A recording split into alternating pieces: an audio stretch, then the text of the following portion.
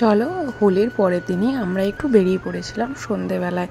তো আমাদের এখানে দোলকালী পুজো হয়। তো এখানে দোলকালী কথাতেই আছে কালী মায়ের পুজো হয়। আমরা জানি দোলটা হলো রাধাকৃষ্ণের, তো কিন্তু আমাদের এখানে দোলকালীর পুজো হয় খুব ধুমধাম করে। আর তোমরা দেখতেই পাচ্ছ কত সুন্দর ডেকোরেশন, খুব সুন্দর ডেকোরেশন করে। আর এইভাবে স্ট্যাচুও বানায় খুব সুন্দর, মানে বর্তমান সমাজে যেগুলো চলছে সেইগুলোকেই তুলে ধরা হয় এই স্ট্যাচুর মাধ্যমে। তো এখানে অনেক জনসমাগমও ঘটে, মানে অনেক শয়ে শয়ে মানুষ আসে। তোমরা আশা করছি আমার ভিডিওর মাধ্যমে দেখে বুঝতে পারবে। আর তোমাদের ওখানে যদি এরকম দোলের দিনে মেলা হয় বা দোলকালী বা দোলের দিনে রাধাকৃষ্ণের উৎসব হয় তো অবশ্যই কমেন্টে জানাবে। আর দেখো এখানে রাধাকৃষ্ণের যে কত সুন্দর মূর্তিটা কত সুন্দরভাবে তৈরি করেছে, খুব ভালো লাগছিলো। আর এই দিকেও দেখো বাইরে থেকে আমি একটু প্যান্ডেলটা দেখানোর চেষ্টা করছি। আর ওই বাইরে দেখো ওখানেও কিছু স্ট্যাচু করেছে প্রতি বছরের ন্যায় এবছরও একইভাবে সমস্ত কিছু তৈরি করেছে। আর এটা হলো কুম্ভস্থানের যে স্ট্যাচু সেই তৈরি করেছে কুম্ভ মেলা। আর এইদিকে নরসিংহের যে রূপটা সেটা তুলে ধরেছে নরসিংহের। তো এখানে সত্যি খুব ভালো হয় মেলাটা। আর আমরা মোটামুটি গ্রাম সাইডে এইভাবেই দোল পূর্ণিমা বা দোলের উৎসব এইভাবেই পালন করা হয়। তোমাদের ওই সাইডে কীরকমভাবে পালন করা হয় মানে অবশ্যই কমেন্টে জানিও। আমি অবশ্যই আমার গ্রামের আশেপাশের গ্রামে যে সমস্ত অনুষ্ঠান হয় সবই মোটামুটি আমি ভিডিওর মাধ্যমে তুলে ধরি। দেখো এরপর আমরা ওখান থেকে এসে যে মাঠের মধ্যে মেলা বসেছিল, প্রচুর মেলা বসেছিল, তো সেখানেই এলাম। দেখো এই ট্রেনগুলোতে চাপতে সবার খুব ভালো লাগে, আর আমি একবার চেপেছিলাম, তারপরে আর চাপার ইচ্ছা হয়নি আর কি। আর এত লোক দেখো ভিড়ের মধ্যে ঠেলে ঠেলে যেতে হচ্ছে রীতিমতো। আর এইদিকে মেলায় এলে তো একটু ফুচকা খেতেই হবে, তো ফুচকা খেয়ে নিচ্ছিলাম।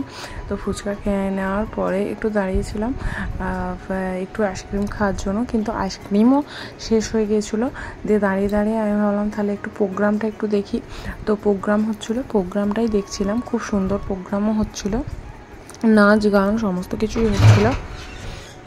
তারপর অনেকক্ষণ ধরেই আমরা অনুষ্ঠান দেখছিলাম। মোটামুটি আমাদের এখানে ঘুরতে যেতে একটু দেরিই হয়ে গিয়েছিলো, তার জন্য অনেকটা রাতও হয়ে গিয়েছিলো, কিন্তু বাড়ির পাশে বলে ওই জন্য আমরা একটু প্রোগ্রামটা দেখছিলাম। কিন্তু প্রোগ্রামটা মানে যেই গানটায় নাচছিল সেই গানটা যে নাচটা সেটার থেকে বরঞ্চ ওরা জিমনাস্টিক করছিলো বেশি, সেই জন্য আর দেখিনি, চলে এলাম। তো একবারেই মানে আমাদের বাজারের পাশেই একটা গ্রাম আছে, তো সেখানেও এই যে দোলকালীর উৎসব হচ্ছে।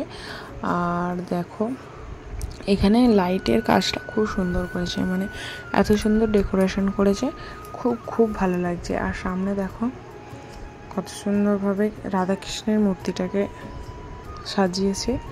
এই দেখো এইভাবে প্যান্ডেল করে প্রতিবারের ন্যায় এইবারেরও করেছে। আর খুব সুন্দর লাইটিং দিয়ে সাজিয়েছে, লাইটিং দিয়ে কাজ করেছে। আর প্রতি বছরই আমরা এখানে যাই আর ঠাকুর দেখে আসি। প্রথম দিনটা খুব ভিড় হয় বলে আমরা দ্বিতীয় দিনেই যাওয়ার চেষ্টা করি।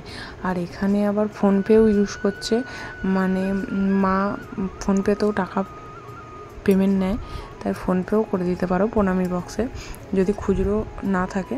তো এখানেও স্ট্যাচু করেছিল, সমস্ত চরিত্রগুলোকে তুলে ধরা হয়েছিল, বাস্তব চরিত্রগুলোকে, বাস্তব যা ঘুরছে সেগুলোকেই এখানেও তুলে ধরা হয়েছিল। তো এখানে প্রতি বছরই এরকমই করে। তো আশা করছি তোমাদের এই ভিডিওটা খুব ভালো লাগবে। ভালো লাগলে অবশ্যই লাইক শেয়ার সাবস্ক্রাইব করে দেবে, আর বেল নোটিফিকেশানটা বাজিয়ে দেবে, যাতে আমি যখন প্রথম ভিডিও যখনই চ্যানেলে দিই যেন তোমাদের কাছে নোটিফিকেশান পৌঁছে যায়। আর অবশ্যই তোমাদের কেমন আমাদের গ্রামের দোলকালী পুজো ভালো লাগলো সেটা অবশ্যই কমেন্টে জানাবে। আর ভালো থাকবে সবাই।